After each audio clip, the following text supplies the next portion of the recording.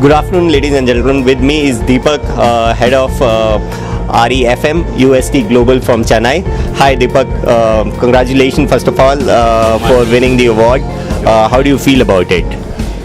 See, this is immense pressure because we all get connected here in working in the same platform and then working in a different company, but we are all working, connecting here and then meeting each and everyone.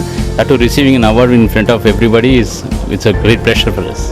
What was that one driving force? What was that one driving force which which you think make you the best or your team the best? I always committed because I don't see I'm always committed, and then for the management I'm always focused on the cost, and then I'm planning to invent and then innovate things to the organization as well, and then I'm coming up with a lot of ideas of where all to cut the cost, and then what are the elements that gives more profit to the organization. Okay. And I'm just motivating my team to do it in the same way as well. Okay, interesting. So there are a lot of I see a lot of young people now jumping into facility management kind of a job, and they see it's a real opportunity. India is becoming a very global market for it. What is that one advice which you have for the upcoming or people who are just entered facility managers? Please come forward and then learn good things and then do well, because facility management is a bigger scope, because in many companies, and then every company has their own way of working, and then we are all getting aged, so I think we need new. No, yes, but we are also looking for an advice from your experience. One thing which they need to maintain to be a successful in this line. Commitment. Okay, nice. I would like to know a little bit about yourself. How do you manage your work life? What are your hobbies and passion?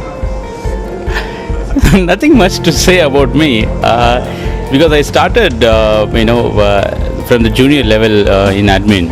So till today I'm grown up till head of REFM in UST Chennai. I think I should thank my organization for giving this immense opportunity for me to develop and then ability to demonstrate my abilities. And then of course the society and then the leaders who already played this role, and then from whom I've learned, and then I'm demonstrating all these abilities whatever I learned from them. Okay, and a little bit about the family. How do you manage them? Because I know that facility manager profile calls for real time of commitment. So sometime they might be upset, or how do you manage them?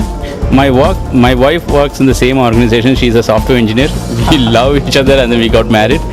We have no kids so far, and then we both work in the same organization. So comes in the morning with the same vehicle, and it's the same vehicle, and leaves by. So the work-life balance is actually balanced there.